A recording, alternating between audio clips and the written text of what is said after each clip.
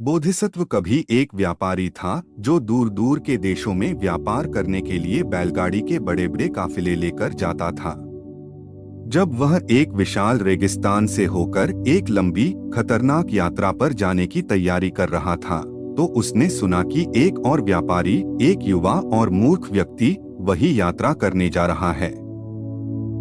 यदि वे एक ही समय पर यात्रा करते तो वे सड़क को तोड़ देते और पर्याप्त पानी, घास, बैलों के खाने के लिए और जलाऊ लकड़ी मिलना मुश्किल हो जाता।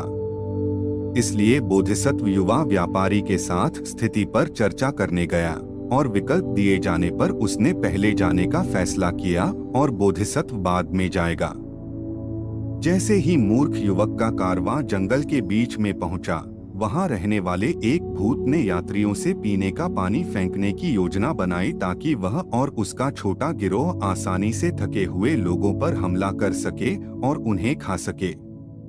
अपनी जादुई शक्तियों का उपयोग करके उसने एक शानदार गाड़ी बनाई और भूत मनुष्यों के वेश में और भीगे हुए, अपने सिर पर कमल और जल लिली के साथ निकट आने वाले कारवां की ओर बढ़े।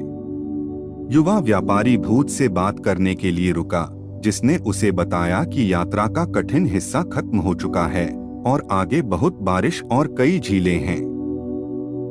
भूत ने सुझाव दिया कि व्यापारी अपना बोझ हल्का करे और पानी गिराकर यात्रा को आसान बनाए। भूत की कहानी पर संदेह न करते हुए युवक ने अपने आदमियों को अपने भारी पानी के घड़ों को तोड़ने का आदेश दिया।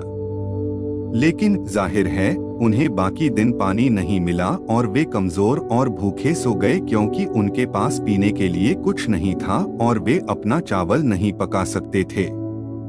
भूत रात के समय आए और सभी आदमियों और बैलों को खा गए। पीछे सिर्फ हड्डियां ही बचीं। 6 हफ्ते बाद बोधिसत्व ने 500 गाड़ियों के साथ अपनी यात्रा शुरू की और आधे रास्ते में भूत उसी कहानी के साथ उनके पास आए। उनके आदमियों ने झूठ पर विश्वास कर लिया और अपना पानी छोड़ना चाहते थे ताकि वे तेजी से यात्रा कर सकें। लेकिन बोधिसत्व ने चाल को पहचान लिया और मना कर दिया।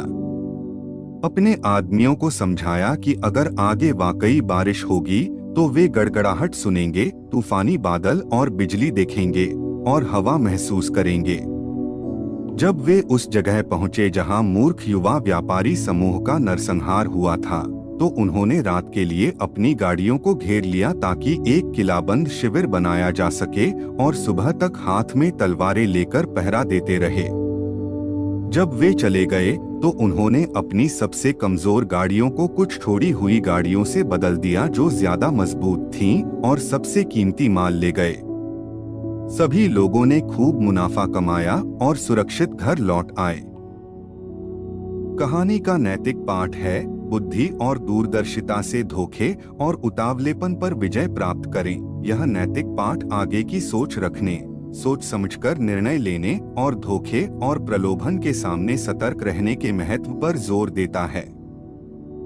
यह जीवन की चुनौतियों का सामना करने और सफलता प्राप्त करने में बुद्धि, सावधानी और रणनीतिक सोच के महत्व पर प्रकाश डालता है।